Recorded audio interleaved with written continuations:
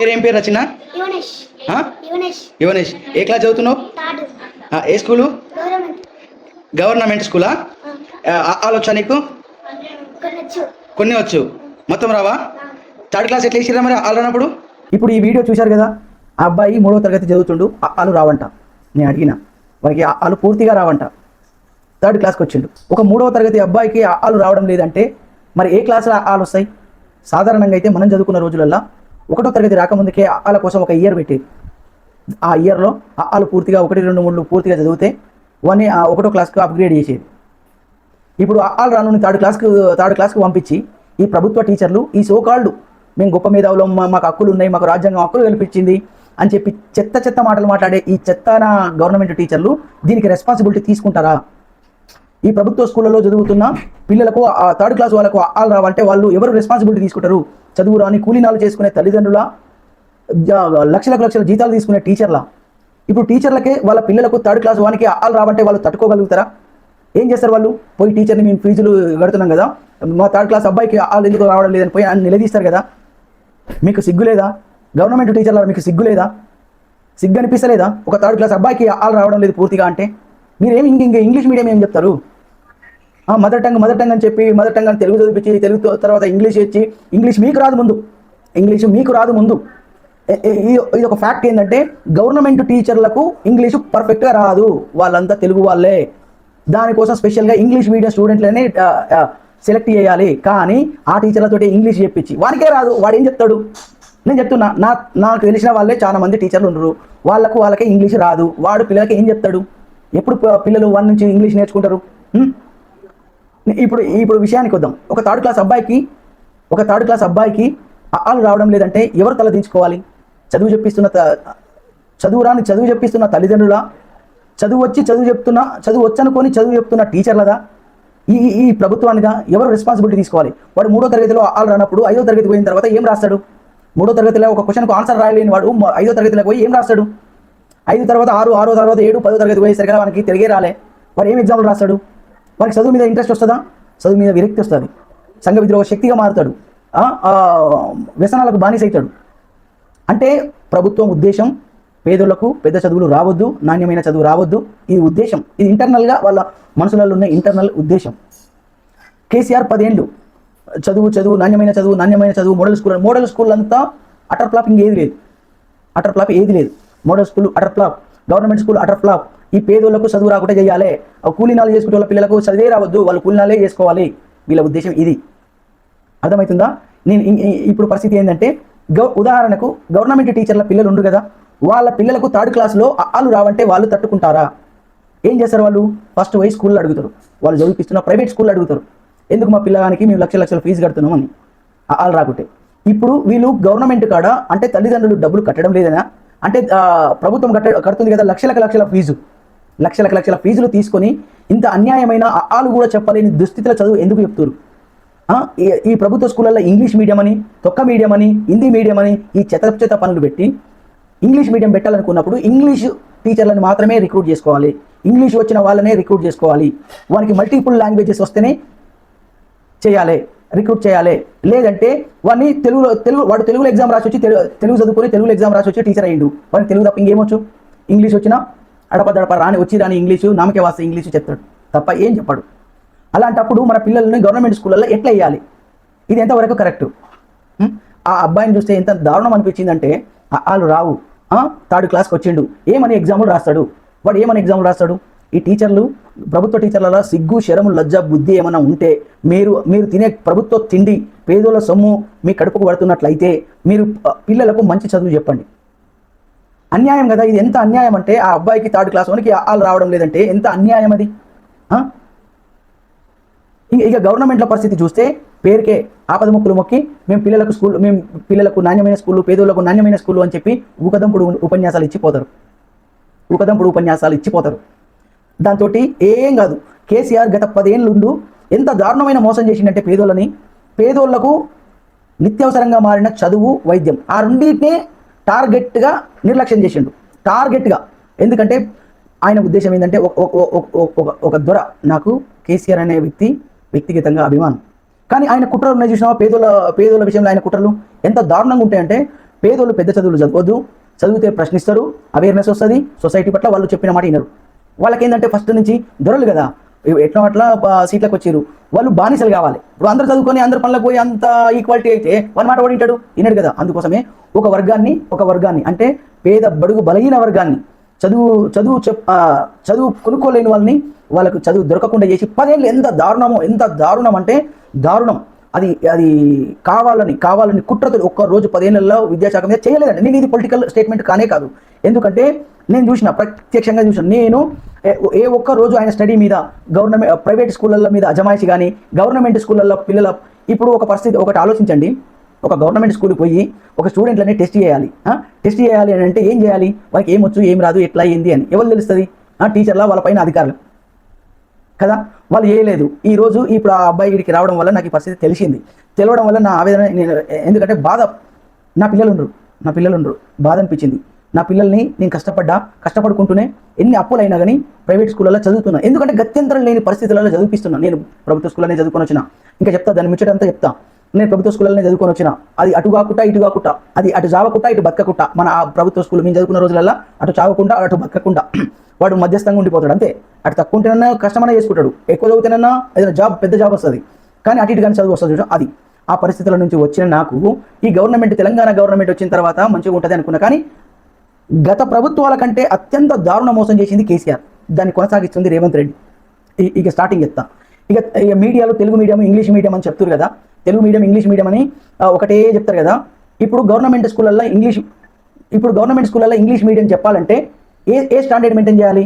Government స్కూళ్ళల్లో English టీచర్లు, English నైపుణ్యం ఉన్న టీచర్లు మాత్రమే చెప్తే ఆ పిల్లలకు నాణ్యమైన ఇంగ్లీష్ వస్తుంది. ఇప్పుడున్న గవర్నమెంట్ టీచర్లలో 100కు 80% ఊర్ల నుంచి చదువుకొని వచ్చిన వాళ్ళు, హైదరాబాద్లో ఇంగ్లీష్ మీడియం చదువుకున్నవాడు ఏ ఒక్కరు గవర్నమెంట్ టీచర్ కాలేదు.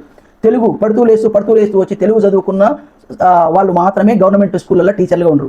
వాళ్ళకి తెలుగు తప్ప ఇంగ్లీష్ రాదు. నువ్వు ఇంగ్లీష్ చెప్పమంటే వాడు పడుతూ లేస్తూ గత్యంతరం లేక వాడు అప్పటికప్పుడు ప్రిపేర్ అయ్యి వచ్చి రాని ఇంగ్లీష్ తోటి పిల్లల్ని ఇబ్బంది పెట్టడానికి ఆ వచ్చి రాని చదువుతోటి వానికి రాక ఈడాడు చదువుకొని వాడు చెప్పే ప్రయత్నం చేస్తుండు. దానివల్ల ఫలితం శూన్యం. వానికి వచ్చే ఇంగ్లీష్ కాదు, తెలుగు రాదు, నా ఇంగ్లీష్ రాకుండా పోతుంది. అట్లోది ఇంకో విషయం ఏంటంటే, ఇప్పుడు నేను చదువుకున్నప్పుడు తెలుగు ఉంది. ఫస్ట్ నుంచి 10th వరకు తెలుగు, 10th నుంచి ఇంటర్ వరకు తెలుగు, ఇంటర్ నుంచి డిగ్రీ వరకు తెలుగు. నేను ఇప్పుడు ఈ ఇన్నేళ్ళు అయితే తెలుగు చదువుకున్నాం. ఇంగ్లీష్ ఏంటంటే ఆ పార్ట్ ఆఫ్ ది సబ్జెక్ట్గా మాత్రమే చదువుకున్నాం. దీన్ని మాకు చెప్పింది లేదు, నైపుణ్యం రావాలి, దీంట్లో నైపుణ్యం వస్తే మనం అని ఎవరు చెప్పలేదు మాకు ఆ రోజుల్లో. మాకు తెలుగే, మా బతుకంతా తెలుగే, మా పుట్టింది తెలుగే, మేము మాట్లాడేది తెలుగే, మొత్తం పూరా తెలుగే. ఆ తెలుగుతోటి నేను హైదరాబాద్కి వచ్చి కోటికి పోయినప్పుడు తెలిసింది నాకు బాధ. కోటిలకు పోయినప్పుడు వానికి తెలుగు మాట్లాడాడు, హిందీ వస్తే హిందీ మాట్లాడతాడు, ఇంగ్లీషే మాట్లాడతాడు. నాకు తెలుగు తప్ప హిందీ రాదు, ఇంగ్లీష్ రాదు. నాకు చెప్పలేక నాకు ఏదన్నా వాడిని గద్దించి అడగాలన్నా నాకు ఆ లాంగ్వేజ్ రాక వాడు ఓకే ఈ ముక్తసరి చదువు వల్ల వాడు చెప్పిన రేటుకు తీసుకోవడము. ఇప్పటికీ అదే. తెలంగాణలో ఉన్న ఏ ఒక్కరికి కూడా కోటిలకు పోయి హిందీ మాట్లాడే దమ్ము లేదు. 180% మందికి తెలంగాణలో హైదరాబాద్లో కోటికి పోయి హిందీ మాట్లాడే దమ్ము లేదు. ఎందుకంటే వాళ్ళు చదువుకుంది పేద ప్రభుత్వ స్కూళ్ళల్లో, వాళ్ళు చెప్పిన చదువు అది. మీరు అనొచ్చు నీకు దమ్ము లేదా, నువ్వు చదువుకోలేదా, నీకు ఇదే. ఎవడరా ఆ రోజులలో మాకు దీని ప్రాధాన్యత చెప్పింది, లాంగ్వేజ్లో ప్రాధాన్యత చెప్పింది ఎవడరా మాకు? మా సార్లు చెప్పిరా? మా సార్లు తెలుగు అని నేర్పించి ఏం చెప్పిండ్రా? తెలుగే కదా, వాడు చెప్పింది తెలుగే, వాడికి వచ్చింది తెలుగే. మేము తెలుగుతోటే వచ్చినాం, తెలుగు రాష్ట్రం అని చెప్పి వచ్చినాం. తర్వాత డిగ్రీ అయిపోయిన తర్వాత పీజీకి పోయిన తర్వాత మొత్తం బుక్కులన్నీ తెలుగులోనే ఇంగ్లీష్లోనే ఉంటాయి. అప్పుడు ఏం చేయాలి? ఇప్పటిదాకా తెలుగు చదువుకున్న గాడిద ఈ ఇంగ్లీష్లో పోగానే ఏమవుతాడు? భయం, చెమట, దడ లేచి వచ్చి రాని చదువు చదివి బట్టి పోయి ఆ పాస్ మార్కులతోటి పాస్ అయ్యొచ్చు, పీజీ వచ్చి నాకు అక్కడ పీజీ ఉంది అని చెప్తాడు. ఆయనకు ఒక భాషా ప్రావీణ్యం ఉండదు, ఆ వచ్చి రాని భాషలో చదువుకున్న చదువుల క్వాలిటీ ఉండదు. ఇవన్నీ చదువుకున్న తర్వాత ఇప్పుడు నా ఎక్స్పీరియన్స్ ఏంది 10th క్లాస్లో చెప్తా. ఇప్పుడు ఈ విద్యా వ్యవస్థలో ఉన్న రిజర్వేషన్ చెత్తనా కొడుకుల గురించి చెప్తున్నా. రిజర్వేషన్ అనే నా కొడుకులకు, నేను బీసీని అయినా చెత్తనా కొడుకులారా నేను అనేది ఏంటంటే, రిజర్వేషన్ అనేది విద్యా బోధనలో రిజర్వేషన్ పెడితే నాణ్యమైన చదువు రాదురా. ఎందుకంటే నువ్వు కష్టం చేసే వాటిల్లో వేరే ఐఏఎస్ ఒక నిర్ణయాలు తీసుకునే దాంట్లో ఏం కాదు. నువ్వు ఇప్పుడు ఐఏఎస్, ఐపీఎస్లు, గ్రూప్ 1లు, వేరే సర్వీసులలో, కష్టం చేసే సర్వీసులలో, వర్క్ చేసే సర్వీసులలో రిజర్వేషన్లు ఇబ్బంది లేదు, దాన్ని ఎవరు కాదనలేదు. కానీ చదువు చెప్పే వాళ్లకు రిజర్వేషన్ ఇస్తే, నా ఎక్స్పీరియన్స్ చెప్తా చూడు. ఇప్పుడు 10th క్లాస్లో మా హిందీ టీచరు అతను రిజర్వేషన్ ద్వారా క్వాలిఫై కాకుండా డిఎస్సిలో టీచర్ పోస్ట్ వచ్చింది. ఆయనని తీసుకొచ్చి డైరెక్ట్ మా గుజ్జల ఫస్ట్ పోస్టింగ్ ఇచ్చారు. ఆయన మా దగ్గరికి వచ్చి ఆయన వచ్చి రాని తెలుగు హిందీతోటి మా మీద ప్రయోగాలు చేసి మాకు ఆ హిందీ అంటే అప్పటికి భయం. ఈ ఈ ఈ ఈ మహానుభావుడు వల్ల ఇంకాస్త భయం పెరిగిపోయి హిందీ అంటేనే ఒక రాక్షసిలాగా చూసే పరిస్థితికి తీసుకొచ్చింది. అంటే చదువు చెప్పే టీచర్లకు రిజర్వేషన్లు ఇవ్వడం వల్ల చెత్తనా కొడుకులారా టీచర్లకు రిజర్వేషన్ అయిందిరా. వారికి దమ్ము ఉంటే టీచర్ అవుతాడు, వారికి చదువు ఉంటే టీచర్ అవుతాడు, క్వాలిఫై అయితే టీచర్ అవుతాడు. క్వాలిఫై కాకుండా రిజర్వేషన్లలో నువ్వు అయిన కానోనికి నువ్వు టీచర్ పోస్ట్ చేయడం వల్ల వాడు సమాజానికి ఏం నేర్పిస్తాడు? సమాజానికి ఏం నేర్పిస్తాడో చెప్పాలి. వచ్చి రాని చదువుకొని వచ్చి 10th అత్యవసర మార్కులతో బయటకు వచ్చి ఆ హిందీ అంటేనే భయపడి ఇంటర్లోకి వచ్చిన తర్వాత సంస్కృతం చూస్తే అది భయపడి తెలుగు తీసుకొని తెలుగులో బతికి ఇది అయిపోయింది కదా. ఇది అయిపోయింది, ఈ తెలుగు పరిస్థితి అయిపోయింది. ఈ తెలుగు తర్వాత ఇక మళ్ళీ ఒక నాయకులు ఉండరు చూసినా, చంద్రబాబు నాయుడు, వెంకయ్య నాయుడు, పేరుకు పెద్దోళ్ళు వీళ్ళంతా చెత్త నిర్ణయం. అరే చంద్రబాబు కొడుకుకు తెలుగొచ్చా?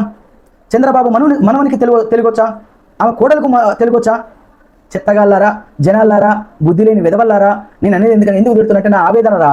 నేను ఈ రోజు ఆ అబ్బాయిని చూసిన తర్వాత నా ఆవేదన వ్యక్తం చేస్తున్నారా. ఎందుకంటే ఆ పిల్లలు వచ్చి రాని తెలుగు చదువుకొని బయటకు వచ్చి ఏం కాక ఏం బతుకు అగమ్య గోచరంగా ఉండి బతకడానికి చదువు రాక ఇన్ని ఇబ్బందులు పడుతుర్రా.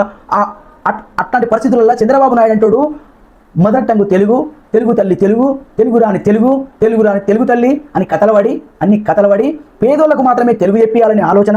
ఇంగ్లీషు చెప్పించిన జగన్మోహన్ రెడ్డిని ఈ చెత్తనా ఓటర్లు ఉంటారు చూసినా జనాలు, వీళ్ళ బతుకంతా బానిస బతికే, వీళ్ళ జీవితం మొత్తం బానిస బతుకులు బతికి ఆ బానిసత్వానికి అలవాటు పడి మీకు మంచి చేస్తారా, మంచి చదువులు చెప్పిస్తారా, మంచి ఆరోగ్యం ఇప్పిస్తారా అంటే వాడిని లెక్క చేయలేదు. ఎందుకంటే ఇది కామన్ నైజం, మన తెలుగు రాష్ట్రాలలో ఉన్న కామన్ నైజం. ఇది ఏంటంటే తెలుగు ఈ బానిస ఉండి అయ్యా బాంచన అని ఇక్కడ తెలంగాణలో దొరలు, అక్కడ నాయుడు, చౌదరులు, లొట్టగాళ్ళు వీళ్ళంతా ప్రజల్ని బానిసలుగా ఉంచడం వల్ల వీళ్ళకి అలవాటు అయ్యి వాళ్ళని మళ్ళీ చక్కగా చేద్దామన్నా చక్కగా గాక అయ్యా బాంచన్ అనే బతుకులల్లా వాళ్ళు జగన్మోహన్ రెడ్డి ఓడగొట్టారు. నాకు అనిపించింది నాకు జగన్మోహన్ రెడ్డి చుట్టం కాదు, నాకు పక్కం కాదు, ఏం కాదు. కానీ నాకు కావాల్సింది ఒక గవర్నమెంట్ చేయాల్సింది 2 పనులు. పేదోనికి నువ్వు ఏమి ఇవ్వాల్సిన అవసరం లేదు. ఒక చదువు చెప్పి, ఒక నాణ్యమైన చదువు చెప్పి, నాణ్యమైన ఆరోగ్యం సౌకర్యం కల్పించు, అది చాలురా.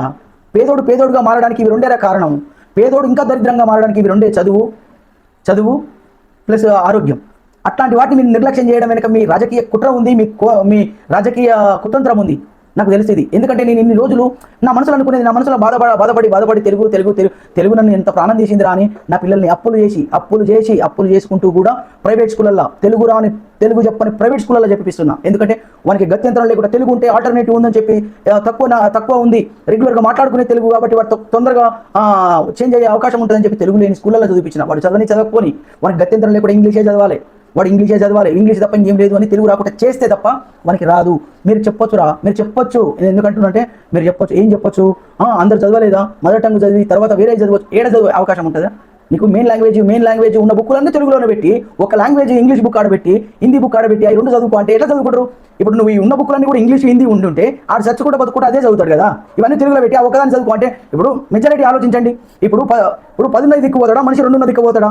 ఇప్పుడు 10 బుక్లు మొత్తం తెలుగు పెట్టి 2 బుక్లు హిందీ ఇంగ్లీష్ పెట్టి ఈడ చదువుతాడా వాడు చదువుతాడా? అది వచ్చి రాని పేద చదువులల్లా ఇంటెలిజెంట్లా అందరూ? మీరు ఎవరి గురించి ఆలోచిస్తారా? 10% ఉన్న ఇంటెలిజెంట్ స్టూడెంట్ల గురించా? Useless fellows. అర్థమవుతుందా? ఇది ఒక రకం, ఇది ఒక కోణం. అయితే ఇంకో రకం ఏంటంటే ఇప్పుడు ఈ ప్రభుత్వ స్కూళ్ళల్లో ఇంకా ఏం నమ్మించి ఏం చెప్పి పిల్లల్ని తీసుకొస్తారు? ఏ స్కూళ్ళల్లో ఉన్న టీచర్లు నాణ్యమైన టీచర్లు ఉన్నారా? ఇది పరిస్థితి ఏడికి దారితీస్తుంది? జయప్రకాష్ నారాయణ అంటాడు, ఒక్కటే మాట అంటాడు ఆయన ప్రతి ఇంటర్వ్యూలలో నేను చూస్తుంటా.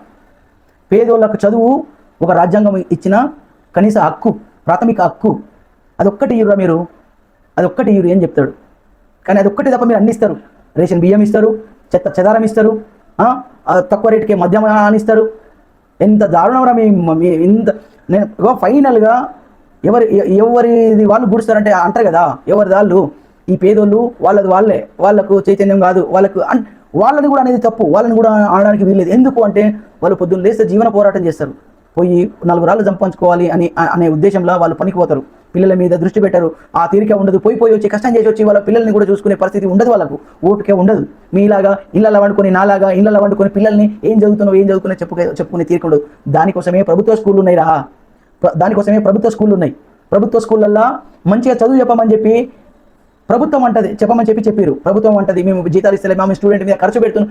అరే ప్రభుత్వ పెద్దలారా ఒక్కటి ఆలోచించుకోండి ఏంటంటే మీరు స్టూడెంట్ మీద పర్ ఇయర్ 1 లక్ష అని చెప్పి కాకి లెక్కలు చెప్తారు కదా, ₹1,00,000 3వ తరగతికి ఆల్ రావారా? ₹1,00,000 పెడితే 3వ తరగతికి ఆల్ రావా? అది ఎంతవరకు కరెక్ట్? నువ్వు చెప్పే దాంట్లో ఎంతవరకు న్యాయం ఉంది? ఎంత అన్యాయం అది! ఎంత ఆవేదనకర విషయం. నాకు ఒక దశలో ఆ అబ్బాయిని చూసినప్పుడు నాకు మాటలు రాలేదు. 3వ తరగతి వాడు 4 ఏళ్ళు వెనక్కి పోయినాయి. వానికి 4 ఏళ్ళ జీవితం అయిపోయింది. 4 ఏళ్ళ తర్వాత 3వ తరగతి చదివే అబ్బాయిని తీసుకుపోయి ఆల్ నేర్చుకో అంటే నేర్చుకుంటాడా? నేర్పేటోడు నేర్పుతాడా? వానికి చదువు వస్తుందా? ఆల్ రానికి ఏం చదువు చెప్తాడు? ఏం చదువుతాడు? ఇప్పుడు ఆ క్వశ్చన్కి ఆన్సర్ చదవమంటే రాయమంటే వానికి ఆలే రానప్పుడు, ఆల్ రానప్పుడు పదాలు రాయనప్పుడు ఆ క్వశ్చన్కి ఆన్సర్ ఎట్లా రాస్తాడు చెప్పురి? ఇప్పుడు మీరు ఇది ఒక సమాజం. నేను అనేది ఏంటంటే ఇన్ని రకాలుగా మోసాలు చేసుకుంటూ ఈ వీడియో ఉద్దేశం ఏంటంటే ప్రభుత్వ టీచర్లారా లక్షల డబ్బులు తీసుకొని మీ పిల్లల్ని చదివించుకుంటున్న ప్రభుత్వ టీచర్లారా బుద్ధి తెచ్చుకోరి.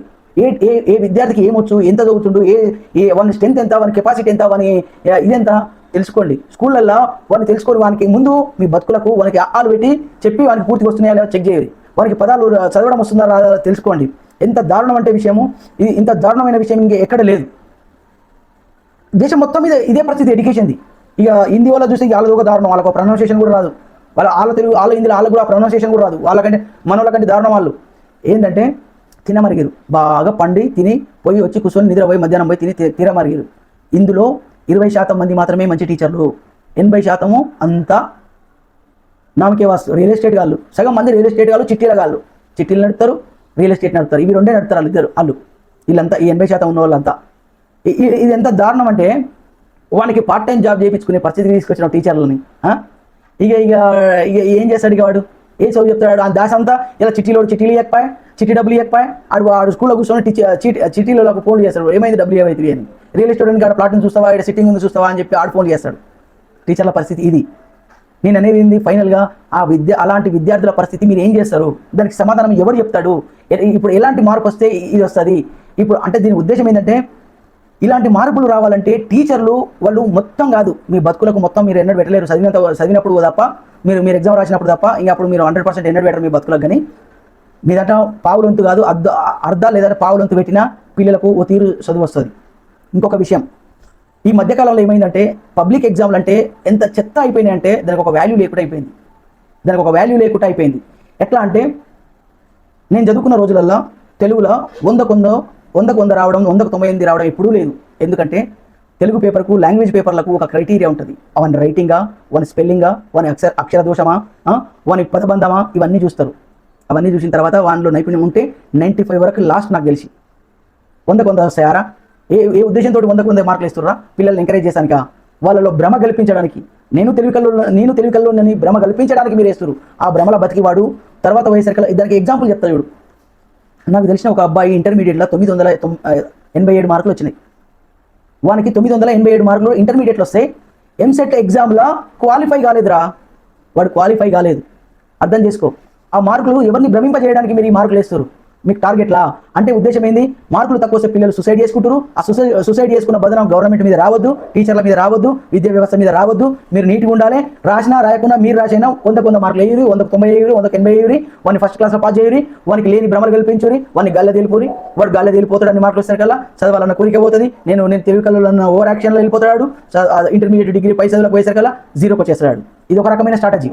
పేదోన్ని ఇబ్బందులు పెట్టడానికి ఇది ఒక రకమైన స్ట్రాటజీ. ఎంత దారుణం అంటే ఈ విషయంలో ఎంత దారుణం అంటే 100 మార్కులు వేస్తారు.